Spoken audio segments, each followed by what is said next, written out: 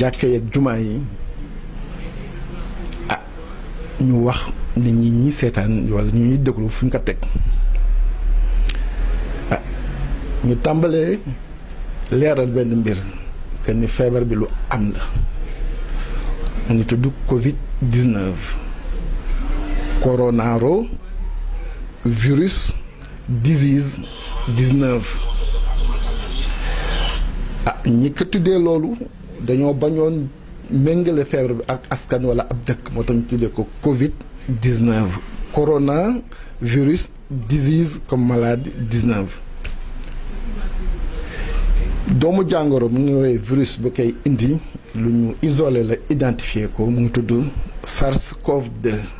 c'est-à-dire coronavirus du syndrome respiratoire aigu sévère type 2 parce que ma fàttali ni 2002-2003 amoon na beneen coronavirus du syndrome respiratoire bu génnoon am nu mu mel ci àddina bi waaw lan mooy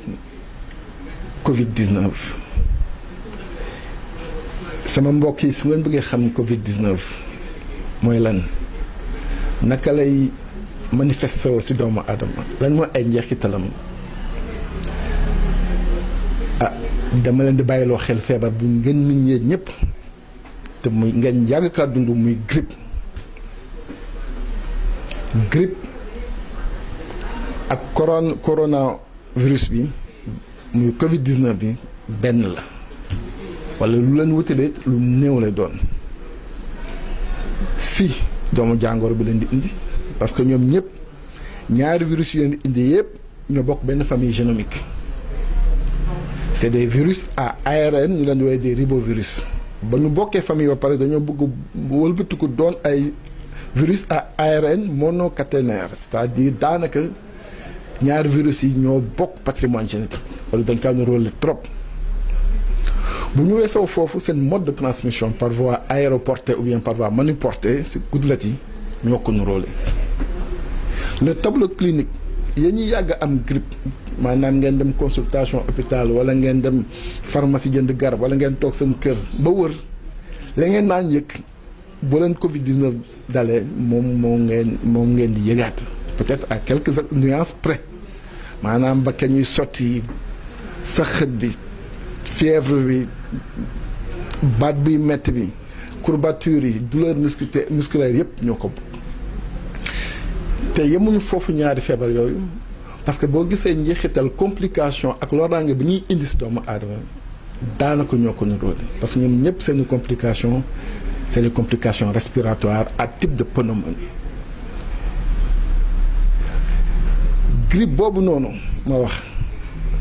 te ñu miin ko lool Sénégal chaque année day am épidémie boo xamante ne dina concerner ay Sénégalais yu bëri ay junni su ma bañee wax ay millions man de dem naa gëstu ko di xool ay statistiques yu ko concerner Sénégal en 2016 dugg naa ci statistique u ministère de la santé du Sénégal amul benn cas de décès bu ma ci gis bu grippe indi ci poste de santé wala ci centre de santé mais fàttali nit ñi grippe chaque année France dina concerner 2 millions à 7 millions de Français chaque année en France dina faagaagal daanaka 10 000 Français mais fàttali ne en 2014 amoon na benn pic de grippe bu amoon bu indi woon 18 300 morts en France mais lu am solo grippe boobu du n'importe qui lay faagaagal grippe bi day fekk ku nekk mag ab senior am juróom-benn fukk at ak li teg yooyu am feebar bu nekk ci moom muy feebar bu chronique muy diabète muy tension muy insuffisance rénale muy cancer muy luy wàññi système immunitaire doomu aadama mu dugg la faagaagal grippe boobu nag même si choix wu nit yi muy faagaagal daf kaa niroog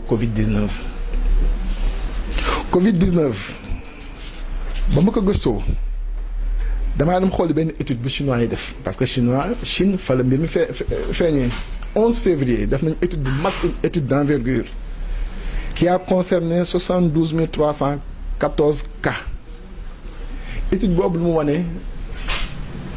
dafa leer dafa ne jàngoro bi amul xàjj ak seen si góor ak jigéen benn dafa ne jàngoro bi looy gën di dem si at say at yu gën di kawe muy gën a faagaagal dafa wane ni 80% des personnes qui sont décédées du Covid-19 avaient plus de 60 ans. 30% des malades se situaient entre 60 et 80 ans. Nga dem France ñoom it ñu recensé au 10 mars seeni cas 3/4 des personnes qui sont décédées en France ont plus de 75 ans. Nga dem Italie boo demee sur 2003 morts yu ñu étudié l'âge moyen des décès c'était environ de 79,5 ans donc 80 ans. 5 victimes yu ñu am yu bokk ci tranche boobu dañu am ñu âge 31 ans 39 ans donc ñu mën a jàpp te muy lu leer lu ñu firndeel que ni Covid ci àdduna ba fi ñu toll nii rayagul bébé rayagul adolescent benn xaleel bu atam nekk si diggante 10 ak 19 ans la rayagum ci àddina bi ñi ëpp ñëpp ils sont entre 70 ans te dinañ fekk ñu feebar bu yàgg bu wàññi seen santé boo xoolee Afrique bi ñu concerné Afrique ba tey jii am na 600 cas dont 16 décès boo demee Égypte benn cas bu ma su jot a càmbar ab touriste allemand la 60 ans la am nga dem Algérie am nañu 6 cas 62 ans 51 ans 84 ans 51 ans 56 78 ans nga dem Maroc ñaari cas ñoo fa am de décès 75 ans 89 ans nga dem Soudan ñu ne ab cinquantenaire la ab préciser ñu at bi nga dem Burkina bi mujj xam ne mooy le premier cas de l'Afrique subsaharienne 62 ans la soxna si am te dafa amoon diabète léegi mu jaadu ñu taxawu laajte naam feebar bi am na naam complication bi lu wër la ñiy feebar yi yëpp ñiy faatu ñëpp ci Covid-19 est-ce que Covid-19 moo leen rey directement est-ce que dañoo am complication seen feebar yu leen sonaloon depuis longtemps est-ce que ci statistiques yi ñuy joxe attention bu dugaluñu ci des morts liées à la grippe parce que actuellement ba léegi l'épidémie de grippe court partout dans le monde su ma synthétiser dañuy mën a jàpp benn que ni feebar bi lu am la feebar bi yéen ñi may déglu damay seetaan jàpp leen ni moo grippe luy grippe di def ci yéen moom lay def ci yéen jàpp leen également que ni reyul xale c'est ay mag rek lay rey ñu ci ëpp et lu mat a lu neex a comprendre la bu ñu jëlee Chine bi nga xamante ne fa la feeñee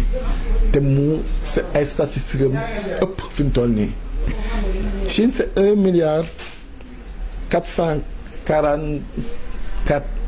1,444,800,000 habitants en 2019 c'est une population vieillissante 10,9% de cette population chinoise a plus de 65 ans def leen le ratio pour voir le nombre de personnes âgées en Chine nga corrélé ko ak le nombre de décès nga dem Europe actuellement le foyer s'est déplacé en Europe ça se comprend puisque c'est une maladie bu ma leen wal nii c'est intimement lié et intrinsèquement lié à l'âge et à l'état sanitaire des patients l'Europe étant une population constituant une population essentiellement jeune il est aisé de comprendre qu'aujourd'hui le foyer soit déplacé en Europe et je vais vous donner des explications boo jëlee dëkk bu mel ni Italie France ak Europe occidentale du nord yëpp l'âge médian actuellement à leur niveau c'est plus de 40 ans Italie bi nga xam ne fi mu toll mooy deuxième foyer maladie bi ak nombre de décès yi fa am l'âge médian en Italie c'est 47 ans léegi mu laaj nag léegi taxaw seetlu est-ce que ñun dëkk bu mel ni Sénégal bi nga xamante ne ay ndaw daanaka ñoo ko dëkkee est-ce que dañoo war a mën a am la même approche de riposte face à cette maladie que yeneen pays yi nga xamante ne seen âge moyen médian wu population bi c'est plus de 40 ans. Je précise que l'âge médian ici au Sénégal est estimé à 19 ans. Et que la population entre 65 et 70 ans, tout varie entre 2 et 3% de la population. Donc, ce qui m'amène à dire que aujourd'hui, il faudrait que nous baillions le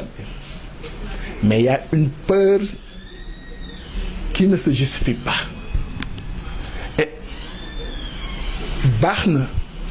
ñu tënku ci orientation yu ñu OMS jox baax na ñu xool ñeneen ñi la ñuy def li ci baax ñu jël ko mais dafa jaadu ñu nit également ñu am suñu stratégie qui nous est propre par rapport à notre spécificité et d'abord démographique. moo tax ma jàpp ni aujourd'hui d'abord lu ñu war a njëkk a régler mooy problème de communication. Aujourd'hui, je trouve et j'estime que la communication institutionnelle n'est pas précise. À l'heure actuelle, on nous parle de 36 cas. Mais dans quel état sont ces cas? Sont-ils dans un état grave? Ou bien les symptômes sont modérés? Où il n'y a pas de symptômes, c'est à eux d'éclairer notre lanterne. Deuxièmement, ils nous parlent de guérison. Attention également, là, il faut être précis. Il s'agit d'une guérison symptomatique ou bien d'une guérison étiologique, c'est-à-dire dañoo faagaagal doomu jàngoro bi. Mais fàttali ni ba léegi nii malgré recherche yi ñuy def yépp ci àddina bi amagul benn traitement bu ñu spécifique bu ñu standardisé. Il y a des molécules dont le remdesivir, dont la chloroquine, entre autres, qui sont citées, mais jusque-là, les preuves cliniques ne sont pas encore éprouvées et établies. Bu ñu paree ci communication boobu en termes de précision, il faudrait qu'aujourd'hui, que toute notre approche de riposte tienne compte de la structure de notre démographie. Feebar bi encore une fois xam-xam yu génn yépp ci feebar bi dañuy wane ni ñu mag seniors yi ñu am 60 ans et plus ou 70 ans amee ay feebar yi leen di gàllankoor ñoom lay dal. moo war a tax suñu stratégie dañoo war a mën a dab insister ci sensibiliser képp ku am 60 ans maanaam jëm kaw ku retraité rek Sénégal nga ànd ak am maladie chronique muy diabète muy tension muy bu muntu doon nga dem jigéen yi service de santé yi ñoom seen wàllu bopp sax am nañu liggéey bu ñu war a mën a def au niveau de la collecte des informations médicales au niveau étatique au niveau privé au niveau même de l'IPRES pour ñu xool jéem a càmbar yan malade yan cas yu mel noonu ñoo am ñu jéem a dem vers ñoom sensibiliser pour ñu faggu. Également képp koo xamante ni da nga di jeune nga am feebar bu nuru grippe toogal sa kër nga récupérer nga jël paracétamol aux doses indiquées nga lekk bu baax jël ay vitamines et également te supplémenter en magnésium. Et ça j'y insiste parce que le magnésium, son rôle dans le renforcement du système immunitaire est établi. Et tout le monde sait que la maladie virale est une maladie par essence qui est immunosuppressive. Bu ñu weesoo loolu également képp koo xamante ne am nga jafe-jafe noyyi wala nga am sëqët boo xam ne dafa indi encombrement dawal gaaw nga jege ji les services de santé. Par rapport ak nag ay confinement ak affaire yooyu noonu moi j'estime que c'est des mesures extrêmes qui ne se justifient pas. Attention, ne cédons pas à la peur. Attention, ne cédons pas à la peur. Attention, ne cédons pas à la peur. Et mesures bu ñu mënti jël rek nañu xool njeexital bi au plan économique, au plan climatique. Ñun dañu ay dëkk yu néew doole. On a tout à construire. Bokk ñok dëkk yi nga xamantane ils ont des ressorts de solidarité, ils ont réglé les fondamentaux, ils ont suffisamment de moyens pour faire face au plan économique. Des mesures de confinement à mon niveau, à l'état actuel des choses, et compte tenu de la configuration de la maladie, ne se justifie pas. Comme ne se justifie pas également cette stratégie de fermer les mosquées. C'est une mesure contre-productive. Aujourd'hui, le gouvernement mooy sama xam-xam bu gàtt képp ku bëgg a dem jàkka ja te am 60 ans nga boole ci feebar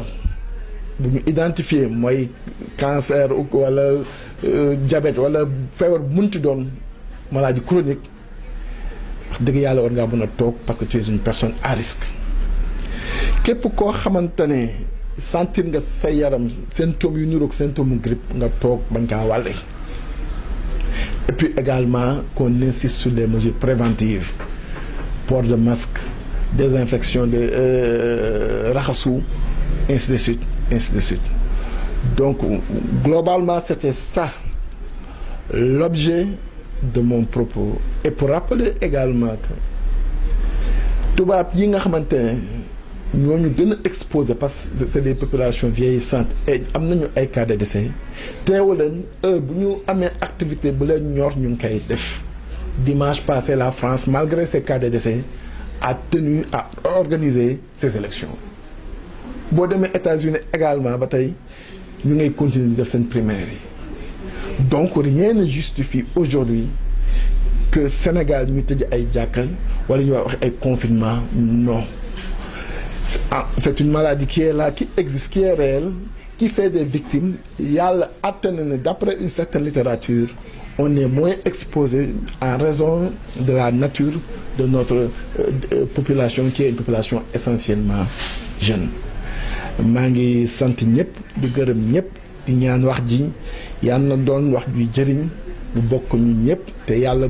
doole ñoo musal ci feebar bi.